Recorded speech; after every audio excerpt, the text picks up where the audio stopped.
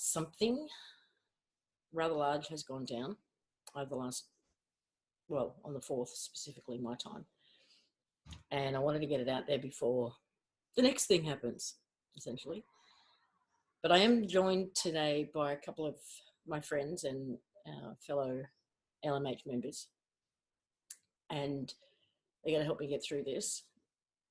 The last DTC, we talked about potentially Enlil and Enki, and I know other people have different opinions about as to who these individuals were, but we're sticking with those names for now.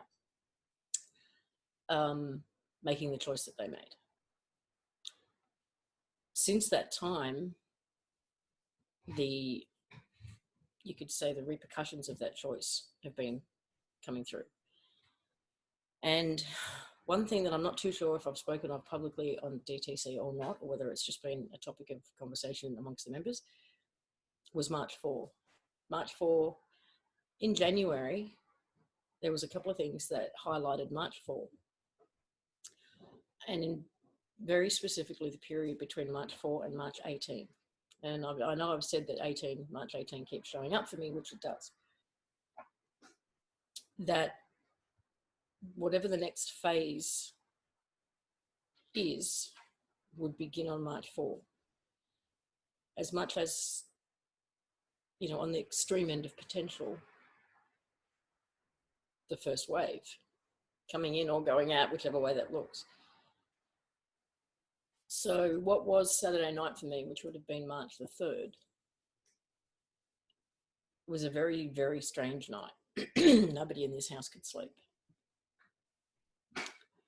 And at about probably 3 a.m, lying in bed attempting to sleep, was a very strange experience. I could feel, I don't even know how to explain it, other than to say that it felt to me like this copy that we have created, the one that we spent 2013 moving into, that began or was created at the end of 2012, was now ending. Something incredibly significant was ending, and I could feel the process of it closing out. Had that rolling up the carpet, closing out kind of feel. It was a very emotional experience and a very personal one, but it was as if everything that was contained in that timeline itself, that space itself, was coming to an end. It was time for closure on it all. There was a feeling that was very physical as well. Again, which I experienced about a week before, like the universe was rearranging itself inside me. When I did eventually get some sleep, woke up on the 4th, I had an experience of feeling like the molecules that make up this space, I could see it, were separating, like there was more space in between. I checked in with the members, and many of them were in the same process. In the 12-hour period leading up to when I messaged everybody, there'd been a lot of experiences. Now this is sort of almost the bookend to the time frame between Enlil and Enki making their choice, and then what led up to this March 4 experience. There were many people having dreams and visions of a choice to make. 2 pathways, 2 roads, 2 hallways, 2 doorways, 2 gateways, 2 archways, 2 something, and having to make a choice. And for me, that tied in with this funky energy that I'm feeling around the event, that not all is as it seems. Now, if you've been doing your research and looking at all the QHHT sessions and other dreams and visions around the event, you'll see that there's a lot of varying information. And I'm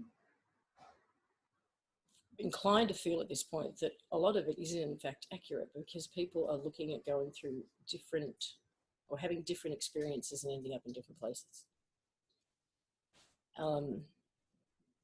One of them being what we've been calling amongst ourselves Construct X, which is another manufactured copy of this place.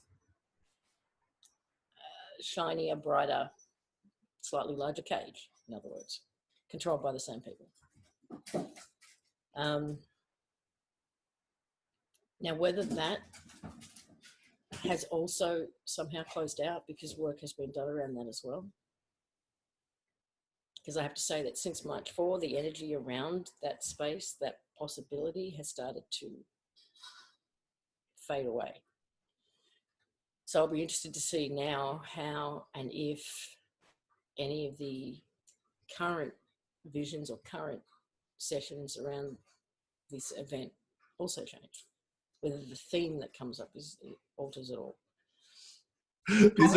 We can put a lot of links in, and people can go and have a look at themselves. Yeah, because honestly, I don't watch television, so I really find this stuff fascinating, because for me, for some reason, it gives me some kind of indicator of what's going on, how far we are. Now they're talking about three. I have a question, Russ. I'm sorry, on the stars. Going back to the stars, have they consistently been changing color? Has it, like over a period of time, or has it been the whole time they've been changing color? On the stars, what's happening to stars is people are getting their telescopes with cameras on them, and they're actually recording them. I think this has probably been going on for a couple of years ago, was probably when I first started seeing actual stars, and they're actually magical to watch. They're not what you think they are, and they're not, or what we're told they are, and they're not really very far away. All of what they're calling the solar system, the moon, the sun, the planets, if they even exist and they're not holographic, I think they're part of the construct, obviously, but they're really much, much closer than people were saying. So there are a few videos out there of stars that you can actually see the stars twinkling and spinning. They really just look like plasma ball. They're just full of energy and life. I don't know, one can speculate they're actual beings of some kind. I have no idea, but they're very, very magical. Thank you. I don't know what else to say about it. Did that kind of. Thank you. Okay, and then this is just sun. You know, they chemtrail the heck out of the sun all the time. So if you don't have a heads up that things are going on with the sun, the stars and the planetaries, I believe that one was an orb. That one's a star. Impossible channel. Just look at the colors. I mean, we're talking about rainbows now. That's kind of why I put them in, the varying colors that have been captured. Some of them are enhanced with filters. It's the same color, but they will just enhance them so you can really see how vivid, and you can see what's there. The naked eye cannot necessarily see what's actually there. But just to give there's a lot of this winged sun stuff coming up. No idea what that's about. On the 18th, I believe, I don't think this says it, but on the 18th, I believe, is when the Earth's magnetic field is supposed to have another big magnetic field thing. Which is supposed to. We're supposed to get a huge magnetic storm on the 18th of March. That's the proper wording, magnetic storm. But the colors, this probably has to do with something with the sun simulator, because they've got an overlay. What I'm finding out, don't take this to the bank, this is just my opinion, but what I can put together so far is whenever you see a white sun, it's some kind of technology over or by the real sun, which is much more of a yellow.